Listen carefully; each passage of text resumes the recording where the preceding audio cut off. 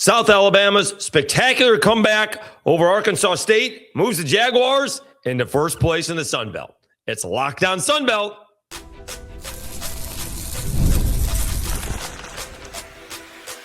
You are Locked On Sun Belt, your daily podcast on the Sun Belt Conference, part of the Locked On Podcast Network, your team every day. All right, Dave Schultz, Locked On Sun Belt, your teams every day. Today's episode brought to you by Mazda. Like our players, we're driven by the details because highlights make the reel. What it takes to get there makes it count. There's more to a Mazda because there's more to you. All right, we will do mostly South Alabama in the first segment. We'll get to the teams that lost in the second segment. We'll do more basketball later on in the week, and we'll try to recap some of the baseball that happened over the weekend as well. I had to come home on Saturday and watch the second half twice to watch what South Alabama did to Arkansas State on Saturday. They defeated the Red Wolves. Final score, 92-88. All right. Apparently, there's a controversial foul call on the last 3-point play. All right, 4-point play, excuse me. Chaze Harris heaves a three-pointer, fouled on the play, ball goes in, hits a free throw, tie game, we're going to overtime. Okay. Few things on all of that. When I happened to look at it while I had a free moment on Saturday in between tours, it was 70-52 Arkansas State. It got up to 75-57. All right. But if we want to go back to the other score, I believe it was with 7:51 left to go in the ball game when it was 70-52. They went on, Arkansas State went on a nice run because at one point in time I saw it was 53-50. And then the next time I looked at it, it was 70-52. Christian Harmon made a jumper, 7:45 left to go. Okay. What happened after that? In 7 minutes and 45 seconds, we'll forget the last 4 points for a second. Forget the last 4 points. South Alabama had scored 52 points in the first 32 plus minutes of the game. In the last 7:45 of the game, they just scored 27. That's before the last 4 points because it would have been, 31 to tie it up at 83. So they scored a ridiculous amount in that second half. Adam Olsen, who couldn't buy a bucket for a couple of games, could not miss. And then he's thrown it away twice, misses 2 free throws. One of the turnovers leads to an Arkansas State three-pointer. Unbelievable. All right. Chaze Harris, who can't make a free throw or a three-pointer, shoots 6 of 7 from the free throw line and makes not 1 but 2 three-pointers, which triples his output for the season. The kid doesn't even attempt three-pointers unless he absolutely has to. And that's usually at the end of the shot clock. I think they said he was 3 for 20 on the season, and two of them were in that ball game. Now, as a kid, I'll be the first to admit it, used to always blame the refs. But now as an adult, I have to look at myself or my team before I can start blaming officials. And there's a long list, and I'm probably not even half of it, but certainly at the top of the list is how you can blame Arkansas State before we're worried about the officials. All right. They had 18 turnovers, including 4 in a row and back-to-back 10-second violations. All right. South Alabama's trapping zone, trapping press. It's not really, it's very soft. All right. What it's supposed to do is, it's not necessarily supposed to get you turnovers. It's supposed to make you spend 8 or 9 seconds getting into the front court so you don't have a whole lot of time to set up your offense. That's what it's for. And they had back-to-back 10-second violations. Then they had a jump ball possession, change of possession. Then they turned it over on the baseline. 4 possessions, 4 turnovers. Here comes South Alabama. All right. They missed 10 free throws. All you got to do is hit 1 more free throw, and you don't have to worry about it. Not asking you to hit 9 out of the 10 or 5 out of the 10. You can miss 9 free throws, and you would have won that basketball game. All right? There's that. And then, why do we have a defender trying to defend Chaze Harris with 7 seconds left to go when you're up by 4. There's only one possible way this game could go wrong, and if you touch him and foul him, which it looked like there was a replay that showed the Arkansas State defender grabbing his arm on the way up, his left arm on the way up. Regardless, the defender should not have been there. You should not have been able to breathe on Chaze Harris. We see this all the time, more so in college football than in the pros, but you even see it in the pros. You see these wide receivers on and out, and like a minute or two left to go in the half or the game, they're in a drill, and instead of going out of bounds to save time or a timeout, they cut it inside for 1 or 2 more yards, which gets them nothing, and they waste either a timeout or 20 seconds, whatever the case may be. All right. Not aware of the situation. Arkansas State was not aware of the situation. There's no reason that Chaze Harris shouldn't have been given a red carpet to the bucket or just let him shoot. Why are we defending him up by 4? There's only one way to lose, and that's exactly what happened. All right. Now, if you go extend all the way to the overtime, which would be in just under 13 minutes. It would be 13 minutes and actually 12 minutes and 45 seconds, just under 13 minutes. South Alabama scored 40 points. They scored 52 in the first, 32 plus, and they scored 40 in the last 12:45. That's unacceptable. That's way before we get to the 4-point play deal. All right. It was a spectacular ball game. Certainly for South Alabama, not so much for Arkansas State. There's no other way of putting it. That is an absolutely brutal loss. Chaze Harris, 30 points on 8 of 17 shooting, and a guy who could not hit a free throw. I thought he was 6 of 7, maybe he was 6 of 7 and a half, but he was 12 out of 14 from the free throw line. That's spectacular because last time out we said, because against Southern Miss, they kept on missing, and you can't miss. All right. They missed 6 free throws, shooting 77%. Arkansas State missed 10, shooting 66%. That's not going to work out. South Alabama made 16 threes. So did Arkansas State. South Alabama did not actually shoot it all that well from the floor in the overtime, but they made 7 out of 10 free throws. In fact, only 2 field goals were made total. Arkansas State made a 3-pointer, and South Alabama made a 2-pointer. All right. Adam Olsen, again, couldn't buy a bucket for a couple of ball games. 7 threes, but he missed a couple of key free throws, 2 of 4 from the free throw line. How about Randy Brady all of a sudden? 12 points, 3 of 4 from the floor, 2 of 3 from 3, 4 of 4 from the free throw line with 9 rebounds. Really good ball game by Brady. Arkansas State's Harmon, 33 points, really kind of carrying Arkansas State, 10 out of 24 from the floor, 9 out of 22 from the 3, and 4 of 4 from the free throw line. He chipped in with 8 rebounds. Hampton had 16 rebounds and 7 points, and Tunkara had 15 rebounds and 9 points. Caldwell had 11, and Jackson had 13 points for Arkansas State. Again, you look at these things, there's 2 things that you can look at to see how Arkansas State lost without actually watching the ball game. The turnovers were 18-5. They had 18 turnovers. South Alabama scored 23 points. South Alabama had 5 turnovers, and Arkansas State scored 8 points. All right, that's one way. How they lost it, though, you look at the rebounds, 54-37 Arkansas State. That makes no sense outside of South Alabama usually gets out-rebounded because of the zone they play in. All right, but then you look at the free throws, and it's only 4. They made the same amount of free throws, but Arkansas State missed 4 more. That's the problem. All right. That is the problem. All right. And so with everybody else losing, and I'll be the first to tell you, the only 2 games that I would have picked correctly would have been Texas State beating Monroe and ODU beating Georgia State.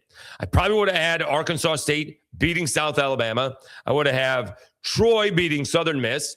I would have had App State beating JMU, and I would have had Marshall beating Georgia Southern. All of them lost. All of them went the other way.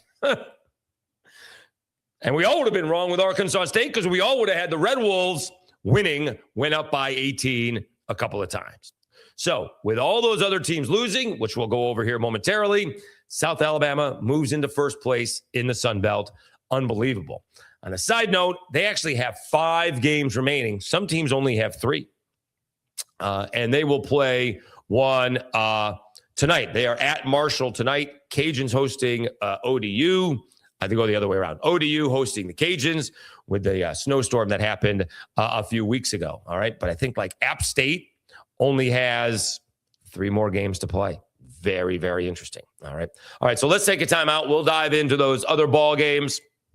The ones that allowed South Alabama to move into first place. They were looking at 4th or 5th place, and all of a sudden everybody else lost, and they're now atop the standings in the Sun Belt. We'll talk about that when we get back, right after I tell you about Indeed.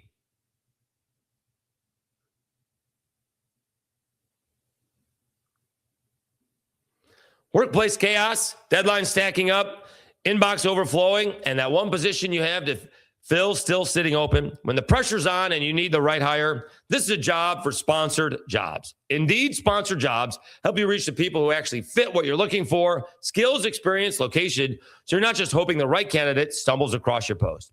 And here's a stat that says it all. Since I've been talking, companies like you have made 27 hires on Indeed, according to Indeed data worldwide. So if you're hiring, spend less time searching and more time interviewing candidates who check all of the boxes with Indeed sponsored jobs. Spend less time searching and more time actually interviewing candidates who check all your boxes. Less stress, less time, more results. When you need the right person to cut through the chaos, this is a job for Indeed sponsored jobs. And listeners of this show will get a $75 sponsored job credit to help get your job premium status it deserves at Indeed.com/podcast. Just go to Indeed.com/podcast right now and support our show by saying you heard about Indeed on this podcast. Indeed.com/podcast. Terms and conditions apply. Need to hire? This is a job for Indeed sponsored jobs. All right, we'll continue and talk about App State, Troy, and Marshall all losing right after I tell you about the Everydayer Club. Thank you for making Locked On Sunbelt your first listen of the day. And thank you for making Locked On the #1 sports podcast network. You already live Sunbelt sports every day. Now take it up a level and go ad-free. Join the Everydayer Club today and get Locked On Sunbelt with no interruptions, all for just $5 a month, or even better, $50 a year. Go to LockedOnSunbelt.supercast.com or check the link in the show notes to learn more. All right, Dave Schultz, Locked On Sunbelt, your teams every day. All right, so South Alabama gets the win. They would have fallen to 8-5. Okay. If App State had won, they would have been 11-4. If Troy had won, they'd be 10-4. If Marshall had won, they would have been 9-4. Instead, all of those teams lost. App State lays a little bit of an egg against James Madison. Good first half, 29-24, kind of that App State kind of game. But then it got away from the Mountaineers. JMU puts up a 40 spot, and the Dukes win it 69-58. Relatively even ball game. App State actually, again, missed 10 free throws, but it's an 11-point game, so maybe that's not the biggest of all deals. At 10 turnovers to JMU's 5, but here's the difference. JMU scored 16 points on the 10 App State turnovers. On the 5 turnovers from JMU, App State scored 2. App State actually out-rebounded JMU. They did have double the turnovers. JMU had 18 points off the bench. No points off the bench for App State. Wilson and Dodd both had 18 for App State. You did have McBride lead the way for JMU, 21 points with 7 rebounds. Davis, despite shooting just 2 of 10 from the floor, had 11 points. Both those field goals were 3-pointers and 5 of 6 from the free throw line. Bradley Douglas off the bench for JMU, 10 points. Also did not shoot it particularly well, 3 of 10, but got the job done. And JMU with their second straight win. App State had moved into first place, and they fall out of it with their first chance to I mean, they could have had the same situation, right? If South Alabama had lost, Troy had lost, Marshall had lost, App State would have had a little bit of breathing room. In fact, I would tell you South Alabama, because everybody lost, has a little bit of breathing room, just a little bit, just in case, because they still get Troy. All right. They're playing Marshall tonight, but they still get Troy. Speaking of the Trojans, who all of a sudden have lost 4 out of their last 6, I'll be the first to say I did not see that one coming. Not at all. Southern Miss, who just lost to South Alabama, they beat Troy 69-65. Game was tied at 26 in the first half, and then Southern Miss gets a 4-point edge in the second half. Weeks for Southern Miss was outstanding. Tylik Weeks, 32 points, 11 out of 20 from the floor. Only missed 1 3-pointer, the only one that he took, and 10 out of 11 from the free throw line. Very, very impressive. He chipped in with 4 rebounds. All right. Bennett, who we were really impressed with against South Alabama, because guys on the inside don't do well against South Alabama. He had 14 points, grabbed 18 rebounds. Tavares, he had 11 points. Only 5 of 6 shooting, though. He did also grab 7 rebounds. For Troy, you did see the Campbell brothers struggled. Only 11 points on 5 of 12 shooting. Not great. They are only 1 of 4 from the 3-point line. Dowd, 13 points, 4 out of 11 shooting. And Victor Valdez-esque type game, 10 points, 8 rebounds, 6 assists. Sang chipped in with a 9.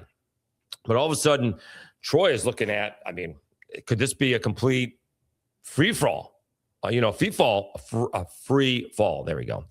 Troy was in first place a couple of games ago. They're now in third. And if Marshall wins, Marshall would be tied if they beat South Alabama today. All right. So Troy loses, and then Marshall loses. Because, of course, Georgia Southern just shows up like out of the blue. Georgia Southern blows out Marshall 101-87. Georgia Southern puts up a 59 spot in the first half. Let's see.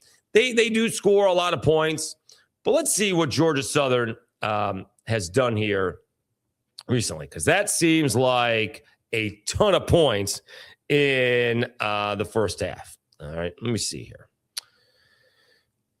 Georgia Southern. All right, just their games, right? They just scored 65 in a loss to App State in the entire game. And they put up 59 in the first half against Marshall. Ouch.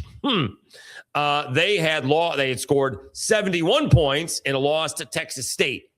They had put up 60 points in a loss to the Cajuns. So when we say we didn't see this one coming, we did not see this one coming. Not at all. I mean, Marshall scored 87 points. They only shot it 42%. As you can imagine, Georgia Southern shot it much better than that. Georgia Southern shot it 52% from the floor, did not have a field goal in the last 5:22 of the ballgame. They were 0 for their last 4, so they shot it much better than that. They were actually, think about that, 50, or they were 30 of 54 when it mattered, I guess. 3-point field goals, they were outstanding, almost 50%. Tough to win a ball game against a team like that. They were 15 out of 32. Marshall only 42%. They made 11 out of 29 free throws. Both teams made, or 11 out of 29 threes. Both teams made their free throws, both shooting about 80%. All right. But more for Georgia Southern, 32 points on 11 of 19 shooting, 8 out of 13 from 3, 2 of 2 from the free throw line. Spud Webb, 18 points, 9 of 9 from the free throw line, despite being 1 of 6 from 3. Applewhite had 14 points, 5 of 10 from the floor. He had 10 rebounds, and Koulibaly had 16 points. I apologize if I'm not saying that right. Had 16 points on 4 of 5 shooting from 3. For Marshall, Jalen Spear led the way with 20 points. Fricks had 13, and Oshuden had Fricks had 17. Oshudinai had 13 points, and Joseph off the bench had 17. But again, not much of a basketball game at all. And so again, anybody could add a little bit of breathing room, but they all lost, right? I'm looking at South Alabama's score. They're going to lose. They're going to be in 4th or 5th place because those other teams are all going to win. They all lost. And again, South Alabama has a little bit of breathing room, not a whole heck of a lot. No breathing room if you're going to plan on being back-to-back regular season champs. Remember, they were the regular season champs last year. They're at Marshall. They get Texas State. They get Troy. They get Monroe and Southern Miss. So this is the last road game for South Alabama. If they win this ball game, there's no reason they can't run the table. So, but there's a little breathing room because we remember last year, if you tie for the regular season, you're co-regular season champs. As if anybody really believes that. But in this case, we'll have to figure out what happens if Marshall beats South Alabama. Obviously, they would win that tiebreaker, but we'll see where it goes from there. Both teams would be 9-5 if that happened. But South Alabama with a win today against Marshall can be 10-4, while as everybody else has at least 5 losses. All right, we'll get to the rest of the basketball later on in the week, but let's turn to baseball as we will quickly recap what happened in the Sun Belt's first weekend of the new season. We'll do that right after I tell you about Mazda and FanDuel.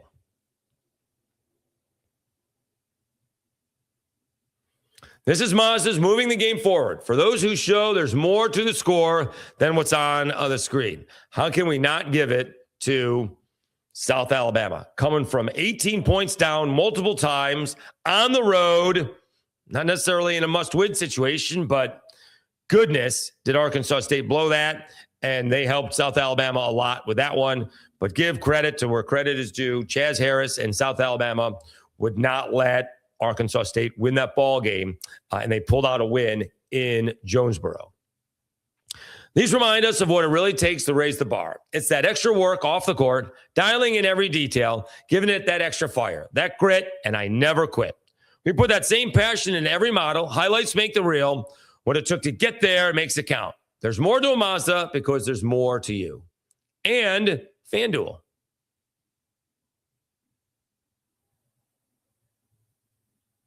Ever wanted to experience the NBA Finals live and in person? FanDuel is giving you the chance to turn that dream into a reality with their NBA sweepstakes. Here's how it works. Use your profit boost on any NBA future, and you'll automatically be entered for a shot to win an NBA's Finals trip for 2. That's right. Flights, tickets, the whole shebang. If you're already looking at the board and thinking about which team can make a deep run, this is the perfect time to lock it in. I love futures this time of the year, whether it's picking up a team to win the championship or grab a conference title. It adds that extra layer of excitement to every game down the stretch. And now, not only can your pick win you cash, but could also send you to the finals. Visit FanDuel.com to get started. Use your profit boost on an NBA future and get entered for your chance to win a trip to the NBA Finals. Play your game with FanDuel, the official sports betting partner of the NBA.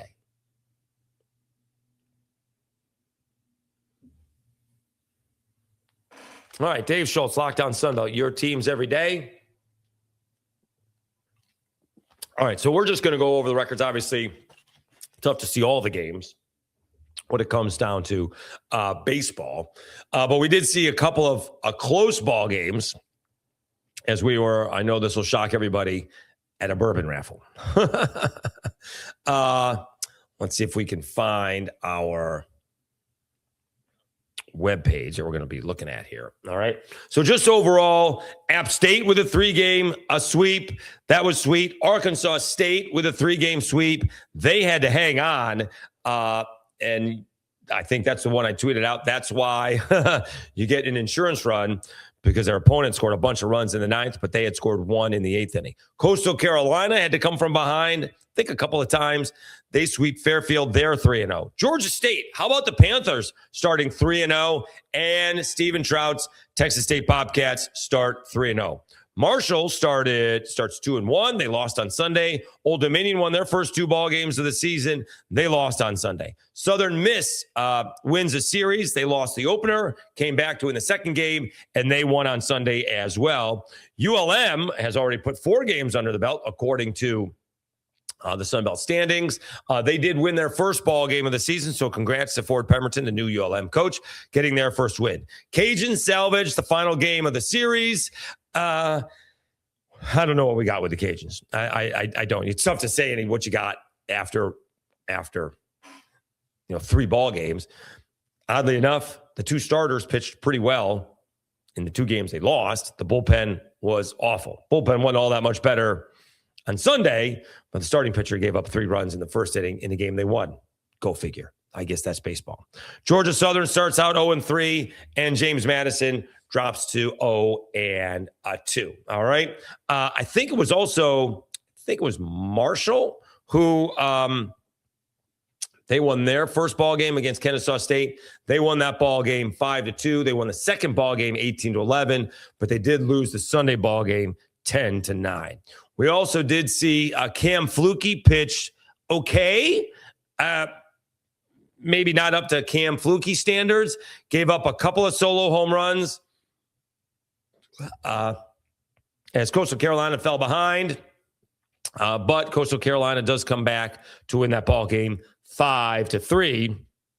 And I think that's all Fluke gave up was also just those 2 solo home runs on 2 base hits. Those were the only 2 things he gave up. So again, that's going to happen, but you want to limit those damages because of nobody on base. All right. So you hit solo home runs, because you're going to throw strikes, and that's what Cam Fluke does. So he gets a win as well. So we'll see how this goes. We saw some craziness on opening weekend of college baseball, right? We saw the Baylor kid hit not 1, not 2, but 3 grand slams. Unfortunately, we saw Seton Hall, a young man, it looked like he damaged his ankle pretty good. We hope he's okay. Just celebrating a home run, rounding the bases, and foot didn't land, but his ankle did, unfortunately. So still, obviously, just getting started. I consider Major League Baseball the first month of the season to start. Tough to do that with college baseball, but it's usually a month, I guess, in this case, because that's when conference play starts. So you get 4 weekends with non-conference play. We'll see how that works out, see if we can pick up any stars, see if we got any stats in this right now. Let's see who is off to a good start, if it is up there. I don't even know. Let's see here. No, it is. No, it's not. I can't tell you how shocked I am. Oh, well, let me see. Oh, yeah. All right. Individuals. Let's see what we got here. Hitting-wise, Mousy from ULM. He's 4 for 5 in a couple of ball games. Let's see who's anybody home runs, because it's tough when you're necessarily playing in the cold. But Walton Lane from Arkansas State already has 3 home runs and 6 runs batted in. Halter from Marshall, 2 home runs, 7 runs batted in. Hinson from Marshall, 2 home runs, 8 runs batted in. Wow. I mean, these are some really impressive numbers. Let me see if that's the top person. Leedy from Old Dominion. I don't know how to say his name. I'm sorry. Only 7 out of 12. No home runs, but 9 runs batted in. How clutch is that? It's got an OPS of 1350 through the first 3 games, as Old Dominion does take 2 out of 3. We told you Hinson from Marshall, 5 out of 15, so off to a good start with those 2 home runs and 8 runs batted in.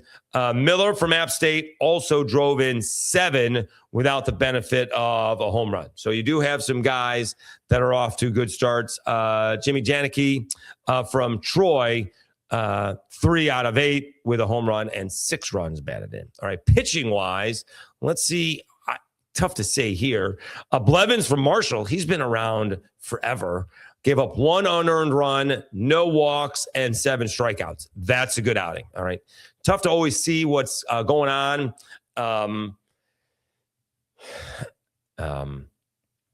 pitching-wise, because usually it's short outings. Here we have, is that right? It says Andrew Herman started 2 ball games. I don't think that's right. So they have that wrong for the Cajuns. That did not happen. He started the Saturday ball game, and he only gave up 2 runs on 5 hits in a ball game that he probably should have won. Is it Nelson Jack?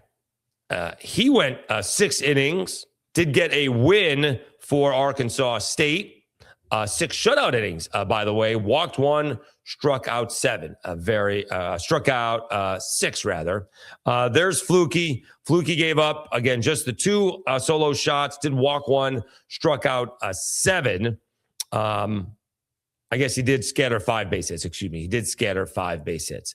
So those are some of the guys who did give up some runs, or not some runs. Guys who pitched pretty well in the first series of the season. We'll try to, again, I got today off and I got Wednesday off, so we can go back and listen and start writing down all those players that the coaches mentioned to see who we can follow this season. All right. Again, special thanks to all the coaches who hopped on to help preview us. We had 10 out of the 14 coaches. That's pretty good in my book. All right.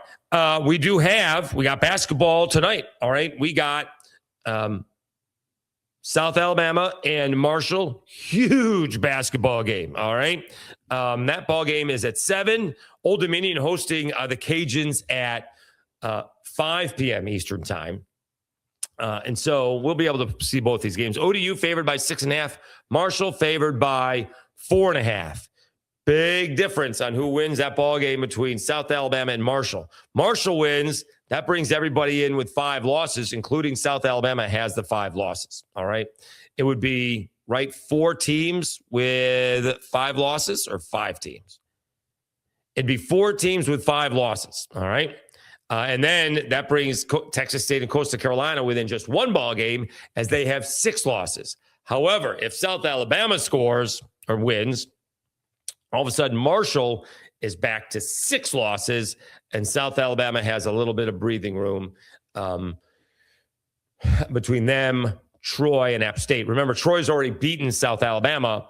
They get Troy on Saturday, I think, at the end of the week. All right. Thank you for tuning in. Really appreciate it. It was quite the weekend in basketball. That is absolutely for sure. And we got 2 exciting weeks left to go. Baseball season just underway. We will be all over it. Again, please go subscribe if you haven't yet on Locked On Sunbelt over on YouTube, Apple and Spotify as well. For for the audio podcast. All right. Again, we will recap the basketball games and look ahead to any baseball games this early in the week as well. We will do that on Tuesday. Everybody have a great Monday. We'll talk to you again tomorrow. You've been watching Locked On Sunbelt, your teams every day. Have a great one, everybody.